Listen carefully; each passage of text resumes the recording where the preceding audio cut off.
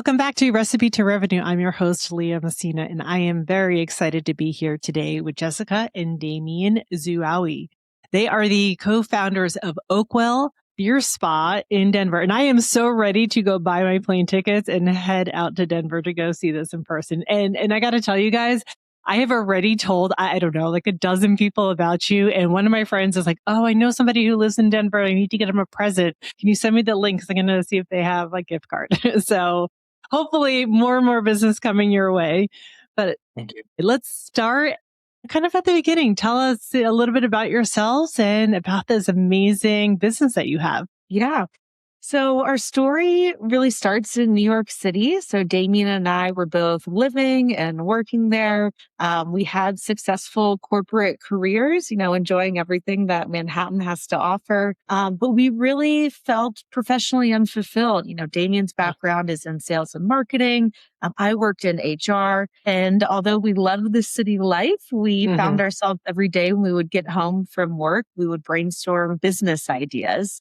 And we knew pretty quickly that, us both being entrepreneurial and having a wide range of skill sets, that we wanted to open a business together. Yeah. But we also knew that we wanted to do something different. We didn't want to do a coffee shop or a restaurant. As much as we love hospitality, we wanted to do something that hadn't really been done before. So Damien is from France originally, and I was fortunate enough to travel internationally at a young age. And so we knew that there was a lot of interesting concepts that exist out in the world that maybe just haven't been brought to the United States yet. So the month after getting married, we decided if we're going to do something crazy, now's the time to take risks before we have a mortgage or kids or, outside responsibilities. So we decided to both quit our corporate jobs at the same time, 2 backpacks, sold everything we owned and bought a one-way ticket for what was going to be an indefinite round-the-world trip, looking for interesting business ideas that we could bring back to the U.S. So we ended up traveling for a little over a year. We went to 25 countries, and about halfway into our travels is when we found ourselves in Zakopane, Poland, which is in the Polish Alps. It was a rainy day. We were looking for an indoor activity to do on TripAdvisor, and we saw a beer spa, which naturally, anyone that hears beer spa, you want to know more. So we really just went, for personal enjoyment. And 30 minutes later, we found ourselves sitting in a tub filled with hops, malt. There was a free-flowing tap of Polish beer next to us as well. Damien really quickly fell asleep, but he barely had anything to drink, but it was just so relaxing. The bubbles from the tub, the aromatherapy. And I was sitting there in my head, I'm like, when Damien wakes up, I'm going to tell him, I think this is the idea. This is it. How cool is that? So I have not heard of this concept before. So had you heard of this beer spa as a thing before this visit? No. Beer spas are not super common. There's probably about 15 of them around the world, predominantly in Eastern Europe. So after we went to our first one in Poland, we visited one in Prague and one in Budapest as well. And so we liked the idea of using beer for wellness and creating a social spa experience.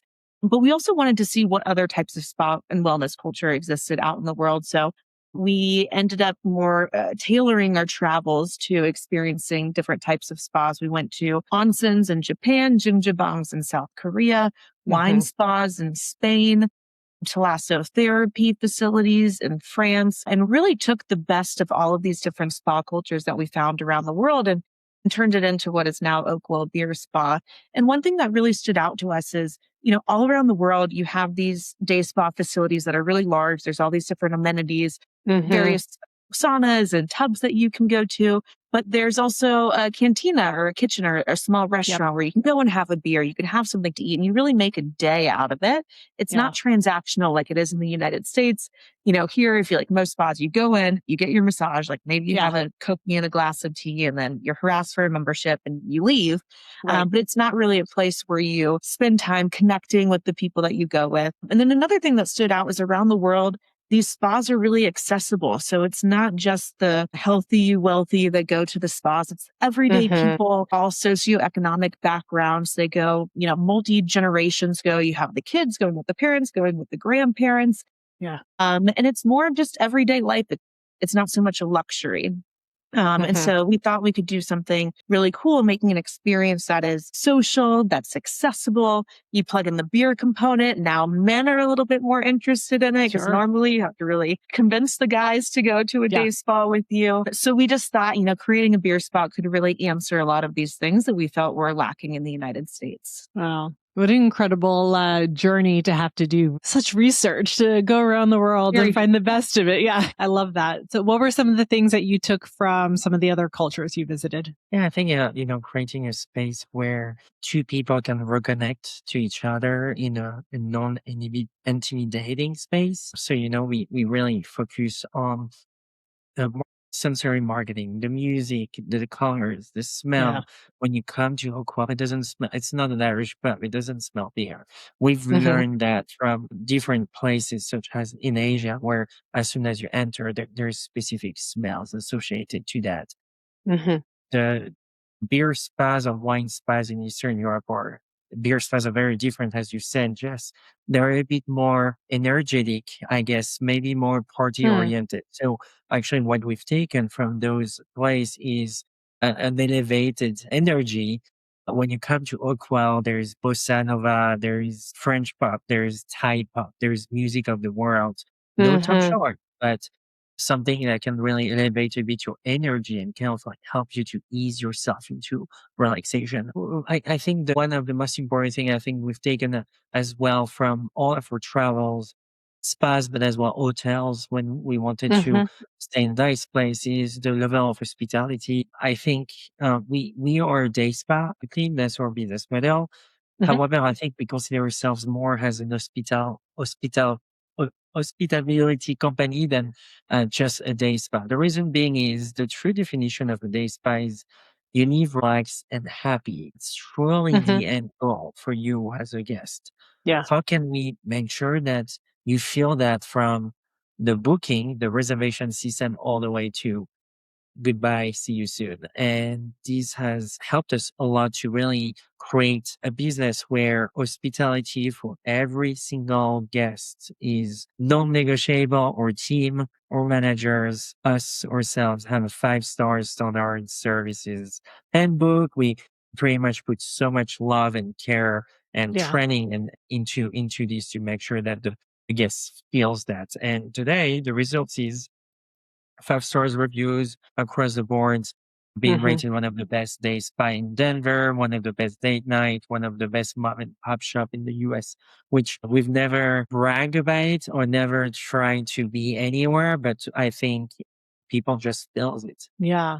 You've created a real 360 experience in there. So, when you were traveling and kind of picking up these different elements, what point did you start to craft the how that would look in real life as you're implementing it? But Was it yeah, kind of along the way, or did you come back and kind of like, okay, sit down and say, this is all the things that we love and this is how we want to move forward? Yeah, so it was pretty quick after experiencing our first beer spa in Zakopane, Poland, that we decided, okay, this is something that we really want to look seriously into. There were a few other concepts that we kind of had in mind, but maybe one of us was more excited than the other. But Hmm. when we landed on doing a beer spa, we both got really excited. And so I think once we latch on to something, we tend to go full speed and Yeah. can get pretty intense. So we continued traveling for about 7 months after experiencing our first beer spa. And that time was really split between, yes, enjoying and trying all of these things, but Hmm. also sitting at the hostels and at the Airbnbs, writing our business plan, putting together the financial models, Yeah. figuring out how exactly to execute this and make it work. We knew we wanted to have, a tap room type of communal side of it where you can eat and drink, but we didn't necessarily want a full kitchen operations. I grew up Hmm. working in restaurants. And so I knew I wanted to kind of stay away from a full service restaurant, but we wanted to have a food and beverage component. Hmm. And then also on the spa suite side, um, you know, all around the world, most spas that we went to were more of a communal setup. So in a lot of cultures, it's acceptable to be naked in front of each other. But in Mhm. America, we knew that people aren't as comfortable with that. And Right. so we were trying to A little figure out more how can we reserved. Americanize this, make it more adapted to the American culture. And what we landed on was coming up with these private spa suites, which is really something that, at the time when we were coming up with this business idea in 2018 was quite unheard of. Now it's becoming a little Yeah. bit more popular when you have these infrared cold plunge studios where you have a private Mhm. room. But really, the only time back then that you would have a private spa suite is the really high end, like Mandarin Oriental spa, where you're Right. paying close to $1,000 for a couple's experience. Yep. So, how do we make that more accessible to people? And we also realize that by creating this privacy in this private room, it opens the experience up to people that may not be comfortable going to traditional spas that don't Mhm. that are concerned about spa etiquette, or maybe they have body image issues, or, the Mhm. manly men that like won't be caught dead in a day spa. By giving them a private room where it's really yours to do what you want, you don't have to interact with a massage therapist or an esthetician and worry about any of that. It would really allow us to tap into people that aren't traditionally going to Yeah. spas. Yeah. No, I think that's such a smart idea. In my own experience, it's either been, you go to the spa with some girlfriends and you're sitting in the lounge and then you split up for the rest of the day. And then so you're going together, but you're not really spending any time together. Or you're in a space where it's just very crowded and, you're with 300 of your closest friends all trying to sit in a, salt room or something like that. So it sounds like you've really have found a nice, balance between all of those. Yes, absolutely. Yeah. And that's something that we found as well, trying different spa experiences, especially here in the United States. You can, in the larger cities like New York City, Dallas, you can find these larger spa facilities. But to your point, it still has that communal aspect, and the ambiance is not always what you're intending to go Yeah. for. Is sometimes you want to have just a nice, quiet, relaxing time, but then people are chatting and socializing next to you, or vice versa. You want to go with your girlfriend and talk, but then the people around you are giving you the evil eye because they're trying Sure. to relax. So by creating these private spa suites, it's really like, this is your environment. Make of it as you wish. You're not going to be interrupted by other people. If you want to have a more quiet, relaxing time, you can absolutely do that. But if you want to have a higher energy level and you want to have some Hmm. drinks and laugh and socialize, then you're free to do that as well. Yeah. Yeah. Fantastic. So when we had talked earlier, I asked you, why Denver. So tell us a little bit about your research in deciding how to land there. Yeah, absolutely. So I think one of the main reasons we have chosen Denver is definitely because of the beer culture. At the time when we started here, there were over 400 breweries, microbreweries in the Hmm. state. So big, big, big fan of beer. So when it's anchored in culture, we knew that we didn't have to do too much education based on the beer. Second, I think aspect of it is how Colorado is. It's one of the healthiest states in the U.S. When only you measure the healthiest, you measure it by the obesity rate. Hmm. So it's the least obese state in America. Yeah. You've got the Rockies 30 minutes away. People are really into outdoors, skiing, snowboarding, running. So we knew that they were into the wellness culture. The hot springs culture is as well big here. Hmm. So all of that helped us to really make sure that we don't need to educate too much. And this allow us to go a bit faster to market this. Another big reason to be in Denver is to support the small business here Hmm. in Colorado and in Denver. It's very similar to California on that sense. You Yeah. don't. There's obviously all of those big brands around, but the communities are really into supporting small businesses. And we've seen that through the middle and the end of COVID. And the support for small business, the city of Denver has helped us to get funding. There is non-profit lender that can really help you to get started with SBA loans, even if you don't have anything. And I think Colorado, the people here are extremely open-minded and are open to Hmm. new concepts like ours. Other brands, successful brands, Chipotle, Quiznos, Smash Burger, Yeah. Crocs, all of that, all of those brands are from Colorado, and they had a business model to prove, and they were successful to scale nationwide. So Hmm. that whole ecosystem has helped us to decide on Denver and Colorado, and we wouldn't have done it any differently. It's still, as of Yeah. today, a really great city. Of course, any city has some set of challenges, mainly after COVID, but Hmm. we still have an incredible following. We just opened in a second store. We haven't had more success with that second store. And it's great to attract as well visitors, people coming for Hmm. skiing, snowboarding, spending some time in the mountains. So usually they stop by Denver, and this has helped us as well to attract some people from New York or California or Texas. And Yeah. now they want an Oakwell actually in their markets. Sure.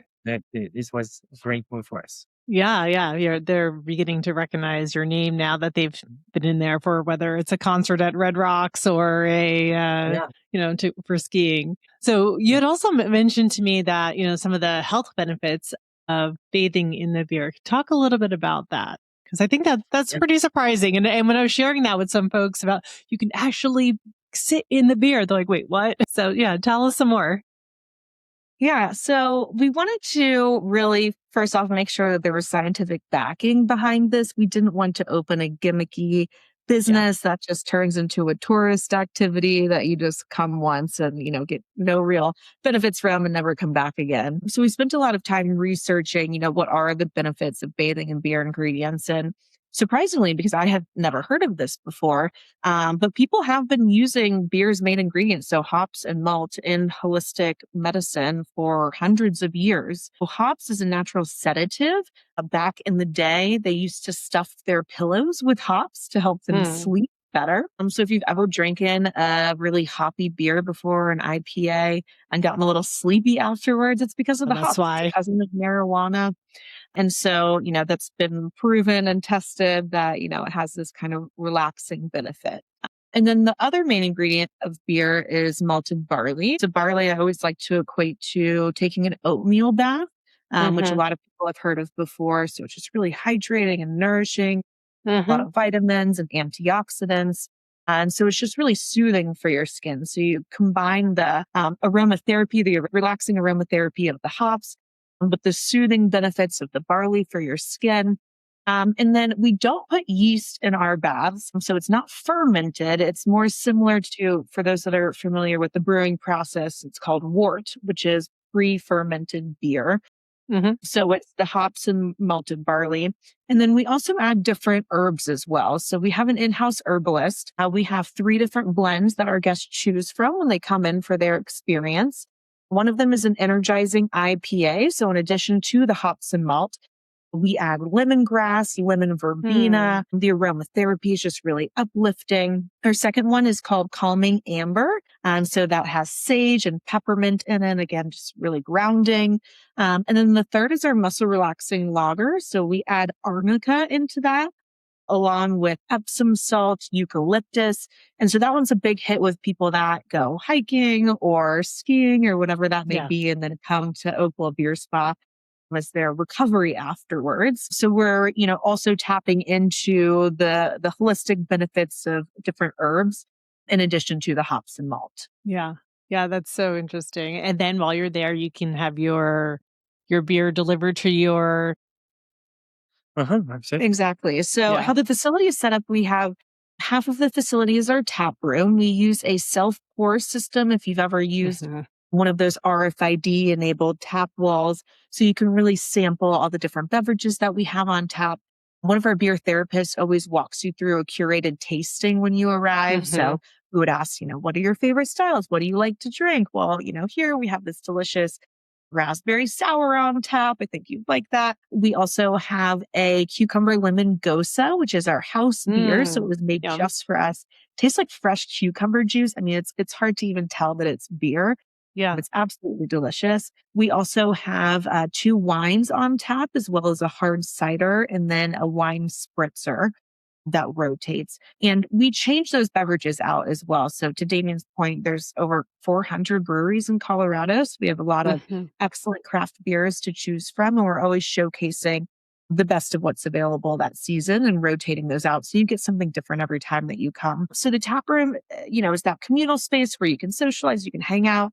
It's open to the public as well without even having to make a reservation for the spa. So a lot of locals will just stop by if they want to just enjoy the atmosphere of the tap room, Yeah.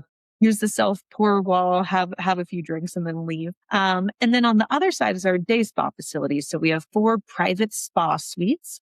Inside your private room, you have an infrared sauna, a rain shower, and then the hydrotherapy tub that's infused with your blend of, hops, malt, and herbs. So you Hmm. get access to that room for 90 minutes. And again, it's yours to make of it as you wish, whatever type of journey you want to experience, Hmm. whether you want to spend more time in the tub, the sauna, hop back and forth. Hmm. And then if you need to refill your drinks while you're in your spa suite, there is a room service bell that you push. One of our beer therapists will come, grab your tumblers, ask what beverage that you would like, refill your drinks, and drop them back off to you. Just because during that 90 minutes, most people don't want to leave the comfort of their private Yeah. spa suite. So we make sure that we can bring anything that you would need, whether that be extra towels, more water, a charcuterie board, or refills on your drinks, Hmm. and bring that directly to your room for you. Yeah, I can't tell you how much I love this concept. So, yeah, well done on putting it all together. Uh, are the 2 stores now in Denver the same format? Yeah, Mm. exactly. So our original location is in downtown Denver in a neighborhood that's Mhm. called Rhino River North Arts District. It's kind of Mhm. the hipster brewery trendy neighborhood. Yeah. So we get a decent amount of tourists that come to that location. Mhm. There's 4 private spa suites. We also have a zero gravity massage lounge. So these are high tech robotics enabled massage chairs Mhm. that you can come in, just walk in, like have a beer in the tap room and use the massage chairs, or you can add it Yeah. on after your private spa suite. And so when we opened the second location, we really replicated the square footage, how many private spa suites we have, how Mhm. many massage chairs we have. There's still the tap room. But the big difference was, we were really underfunded with the first one. We don't have Mhm. outside investors. We were fortunate to be able to get some low interest rate loans from the city of Denver. Has a really great program if you go Mhm. into a neighborhood that's in need of economic development. But we were still like very underfunded when it came to the build out. So we did a lot of it Yeah. ourselves. The materials were not necessarily commercial grade materials. I mean, we were buying cabinetry from Home Depot and painting them ourselves and installing them and going to Floor and Decor to get the Yeah. tile and the carpet. So we decided to open the second location, hiring an interior designer or professional general contractor, making sure we have more than enough funding to open the second one. So Mhm. the format in terms of like square footage and the space layout is the same as the first location, but it's just made with more commercial grade durable materials. Sure. Yeah. Yeah, all the wonderful joys of figuring out how to scale the business, especially with a retail location. So did you go and get another loan for the second location, like an We SBA did, loan yeah. or Mhm. Yeah, we did. The first location was a little challenging to find funding because again, we Mhm. had just put in our life savings that, we didn't have much of after the 14 months of traveling around the Yeah. world. But we were able to find the city of Denver as well as a nonprofit lender that kind of went half and half on the funding that we were requesting because Mhm. none of the big banks would talk to us. We pitched over Yeah. 40 banks for the first location. Oh, We wow. went to your Wells Fargo, your JP Morgans, even your small regional banks. Everyone's like, a beer spa, like, let me know when you open. I'd like to come as a customer, but I'm not going to give you any money for this. This is a little too off the wall. So, with the second location, we were able to go to these more traditional, larger banks. And at that point, we had 3, almost 4 years of business under our belt. We had Yeah. been really Like, "See, successful with it the first works. Come location. on." Exactly. Uh, And so, getting the funding was significantly easier with the yeah. second one, and we did Yeah. an SBA loan as well. Yeah, fantastic. And now you're venturing into the world of franchising. Yeah. So tell us about that journey. Yeah. So, early on when we opened the first location, we had to figure out, how we were going to expand. We knew that we wanted to build a national brand, but the decision was, do we go the corporate owned route or do we go the franchising route? For us, we have a really interesting position that we're first to market, right? Like there's really nothing Yeah. that exists out there like this. And so we knew that we need to scale quickly because someone that has deeper pockets than us can go and open 50 Bob's Beer Spas. And all of a sudden, Yeah. just because we were the first, it doesn't matter anymore because, Bob's Beer Spas are all over the US. Mhm.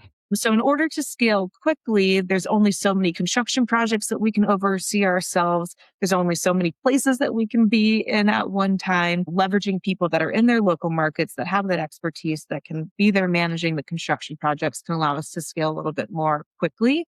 And then opening these is pretty capital intensive, and us not wanting outside investors and just taking our loans ourselves. There's only so much that the banks will loan us, even if our locations are successful. There will come a certain point where we're over leveraged and that they're going to Sure. say, hey, like, let's Yeah. wait until You these are hit your open and ceiling. operating for a few more years until we allow you to build another one. So that was the other reason to go the franchising route. And then aside from that, Damien and I are really passionate about coaching and training others, about building systems and structure and then implementing that. And so we felt like our skill set is better suited to being a franchisor, helping to build these processes and overseeing the quality of the other locations rather than being the actual operators Yeah. ourselves. Right. Yeah. And really tapping into that former corporate career to put together these, the franchising manuals and all the documentation that people would need to follow to be a successful location. Exactly. So tell us a little bit about, obviously you spoke about Denver and why Denver. What are some other markets you would like to see a franchised location? Yeah, sure, sure. I think Texas is a great market. A city like Austin, I think, is very comparable to Denver. But of course, Dallas makes sense. I think that's actually you can have multiple Oakwell with such a Hmm. high density of population. Houston loves their spas. There's a lot of spas in Houston, Hmm. a lot of Korean spas as well. So that would work there. As well, looking at Arizona, indoor activities are really good when it's cold outside, but when it's very hot outside, you might want to be indoor. Yes. So why not having a beer and being in a large tub with a beer while it's 120, 130 degrees Sure. outside and hot. Minnesota is another state, and Minneapolis is another city. Hmm. I think they love their beer, certainly, but they have this big culture of soaking and sauna. I think there's a lot of Swedish descent there. The Swedish community is big. So this goes again, into the mindset of constantly trying to go to a market where there's a bit of minimal education to do. The only education we need to tell people that no, you're not bathing in beer. Don't worry. You're not gonna be sticky and smelling like an Irish pub. Yeah. And Kansas, on the other side, Missouri, I think would be a great fit. Those are close to us. Again, just cannot want to be hands-on. We know how to run our business extremely well. So we want to be here to support our future franchisee and making sure that they have everything they need for their own success. We believe Yeah. in that. We're actually not in the rat race to open as many as possible. We're actually on the opposite side where we go Hmm. slow. We help our first franchisee to succeed, so they can become our best validators for our business model. Yeah. Do you see this business model, in terms of people having a business ownership experience or even hospitality experience to some degree? How necessary do you think that would be? Yeah, it's a great question. I mean, I think we'll agree on um, you d- you definitely need to have a good understanding of what it is to run a business. Hmm. So being able to read a P&L and L and understanding the importance of numbers, not just focus on that cool concept, right? That concept that is Yeah. incredible on paper. I think being able to dig into the numbers, being able to understand the challenges that comes with it, but as well the rewards that can come with it if you run it a certain way, the way we tell you to run it. Hmm. And I think the other point is hospitality. Yes, I think people in hospitality understand the importance of the end result, the perception of what looks like your spa, the cleanliness, just the simple fact of being open on time, right? And Mhm. just showing up every morning, right? At every shift. This is very important in hospitality, and this there's a lot of people in hospitality. Let's Mhm. agree to that.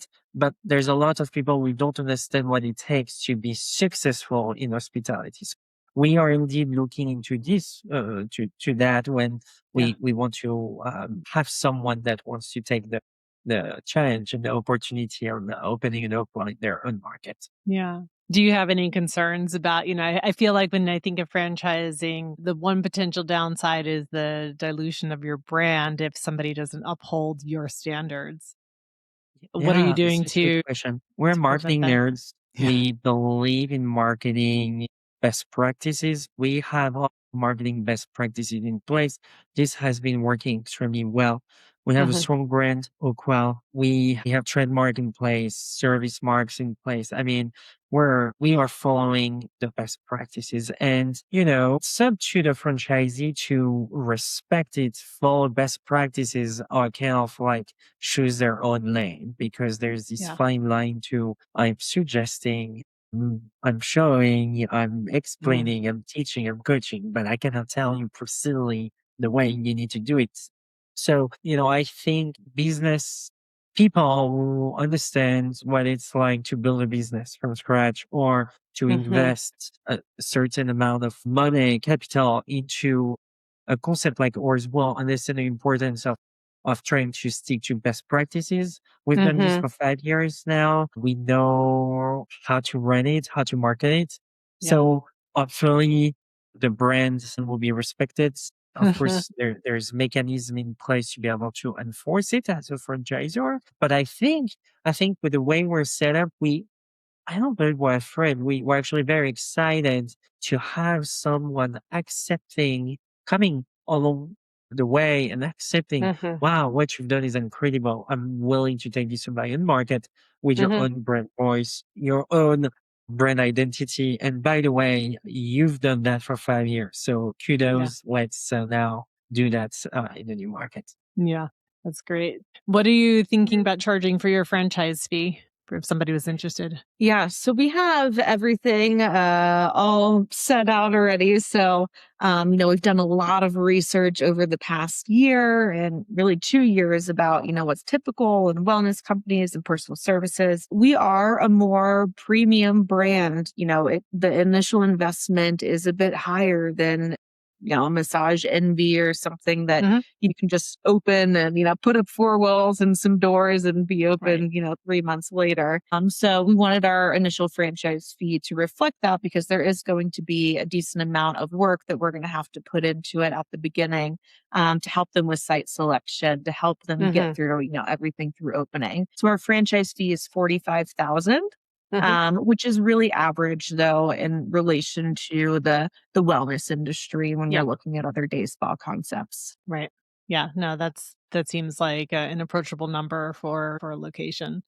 As you're going through like the marketing side of it, do you see? Yeah, I know some franchisees like require a certain amount of marketing to be spent in certain ways. Have you structured? How are you structuring all that part of it? Yeah, that's an interesting question. We went back and forth. At first, we wanted all of the marketing fund to come to us. So, I guess to back up, Hmm. in the franchise world, there's really two different ways that you have marketing spend. You have your brand fund or national ad fund. Different franchisors Hmm. call it different things, but that's basically the money that the franchisee pays to the franchisor for us to do the marketing on their behalf, both locally as well as nationally. And then the other part of that is your local ad spend, which is what we would require the franchisee to spend at their local level. Obviously, it's not going to be running like big meta ad campaigns and things Hmm. like that. It's more grassroots marketing, going to, local events, sponsoring a running Hmm. club, like things that are a little bit more local and specific to their market. Yeah. At first, we wanted to just totally control the marketing on our end. Damien is, our marketing expert. He's built out an international team of people that help us with marketing. We have, people that specialize in our email automation, our Hmm. running our Google and Meta ads, people that help with conversion rate optimization of our website, We're getting a lot into AI SEO, so making sure that when someone asks Copilot or Chat GPT, what should I do this weekend, or create me an itinerary for an upcoming trip in Yeah, Denver, that that you're showing Oakwell up. is always featured on there. So we're really trying to stay at the forefront of what's latest in marketing, and it's a full time job staying on top of that. And so we felt like, why make or require the franchisee to spend a certain amount on marketing when we feel like we can do it more efficiently, and that we're just constantly learning and growing, and that the dollars are likely better spent with us.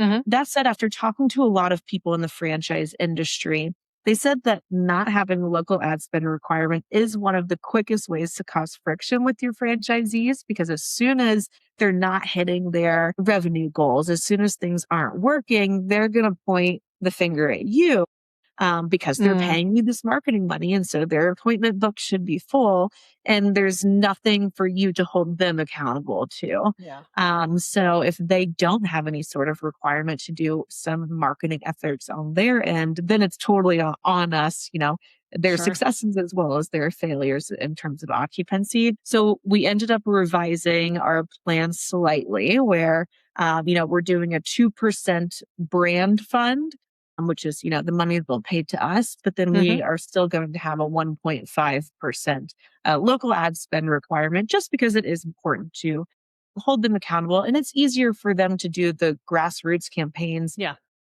going to the farmers markets and running clubs and things like that is easier for them to manage at the local level.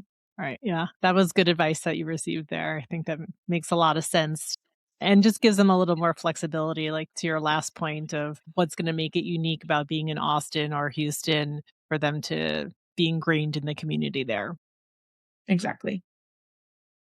What do you, of the different services that are offered in the business between the taps, the massage chairs, the rooms, what's your most profitable service? Yeah, the private spa suites hand down accounts for almost 90% of our revenue, as well as profitability. Because when you think about it, the initial build out, yes, is expensive, but then when it comes to the private spa suites, you have utilities, so your water and electricity, you have the bath infusion that goes into the bath, but that's really it. We don't have labor that's directly associated to these services. We have our beer therapists and our housekeeping team that cleans the rooms in between appointments, but it's not Mhm. like with most day spas, you have the labor of the massage therapists or the estheticians that are Yeah. directly tied to that service. So by far, the most popular and profitable portion of our business are the private spa suites. And then the secondary part would be our tap room. So Mhm. alcohol and non-alcoholic beverage sales. And then third part would be retail. So we have retail that's available on the retail shelves. And that is something that the franchisees will be required to carry as our line of Mhm. retail products. We have a sister company that we created called Oakwell Cosmetics that does Mm. beer infused bath and body products. So we sell those in the storefronts as well as through our online store. Mhm. And then right now, memberships is another thing that's getting more and more popular. So we Mm. were fully booked at 100% occupancy for the Oh, first wow. 4 years in business. So from 8 a.m. to 10:30 p.m., 7 days a week. I mean, I'm not kidding you. Impressive. 100% occupancy. People are waiting 6 to 8 weeks for an appointment. Now with opening our second location, that has lowered a little bit because now there's more availability. But we weren't able to launch a membership, even though we had a ton of people asking us Yeah, you for wouldn't be it. able to fit the members in. We wouldn't be able to get them in. Like, yeah, sure, Yeah. I could sell you something, but you're not going to be able to make an appointment for 8 weeks. I mean, that's going Yeah, to wow. end up with a lot of unhappy guests. Yeah. So we just launched memberships for the first time in November of 2025. Mhm. And that's, growing month over month. And, our members are coming now every month for their monthly date night with their significant other. They're Mhm. bringing their friends or family when they come into town. And obviously from a business perspective, having that recurring revenue Yeah. is a great thing as well. Oh, yeah, absolutely. Yeah, that it's just all the multi-channel revenue sources is makes it certainly much more attractive for for you and for the franchisees that you bring on. So looking into the future in another 5 years, it seems like you've been doing this in the spectrum of time. It's been a fairly short time, but you've achieved so much. In another 5 more years, what do you think the Oakwell will look like? Absolutely. Absolutely. I think we'll be on our way to become one of the best hospitality company in the US. That's, Mm, I think, what we aim for. Of course, with that in mind, of course, we're including our future franchisee with us, being a part of this incredible company that is reinventing the rules in the day spa industry, but as well in the mhm, hospitality industry. Of course, with incredible franchisees. Again, we're not running after X numbers of franchisee. What we're mhm, looking for is to have the right people around us that can really validate our business model in different markets. But I think what's the one big obsession we have is to really make sure that the hospitality side is always there, no matter where you are, in Denver, mhm. Dallas, New York, Paris, London, who Yeah. knows? I love it. Well, I can't wait to see more of them. So before we wrap up today, and I've enjoyed our conversation so much and so excited for both of you, we always ask our guests one last question, and that is, what has been your recipe to revenue? What has been our recipe to revenue? I think caring about what you do. I mean, if you're in it for the money, which seems a little counterintuitive, right? It's like, of course, if you try to chase the money, it's not always going Mm, to produce the highest quality results. Yeah. If that's, you're just always looking to make the biggest margins, that you're going to end up uh, screwing over your employees, you're going Hmm. to end up cutting on quality for the guests. So I think taking the approach of really caring about what you're doing, wanting to Hmm. provide an excellent experience. In our situation, there's many times that we say no to the income just to make sure that the experience is that much better. Like anytime our guests have an issue, we're very liberal with, we're not going to have you pay for an experience that you feel like you did not Hmm. get your money's worth. Even if Yeah. we provided a private spa suite, you had the food and beverage and all of that. If you don't feel like it was worth it, or Yeah. something happened that made it feel like, this wasn't the experience you were anticipating, we were Yeah. very quick to comp the entire experience and give them a gift card to come back Hmm. to try it again on us. And that has led to, yes, in the very short term, that's less revenue. But we've had many of these people that now they're members. Like we messed up on their first experience, but we made Hmm. it up to them and they appreciated it so much that now they're coming back every month. And now we're getting even more revenue from them than we would Yeah. have ever gotten before if the first time we just were focused on that immediate dollar, and weren't worried about their satisfaction. Yeah. Yeah, I think treating you like no one else has been treating you before as soon as you enter in the spa. It doesn't matter what you say on social media, what you have on your Hmm. website.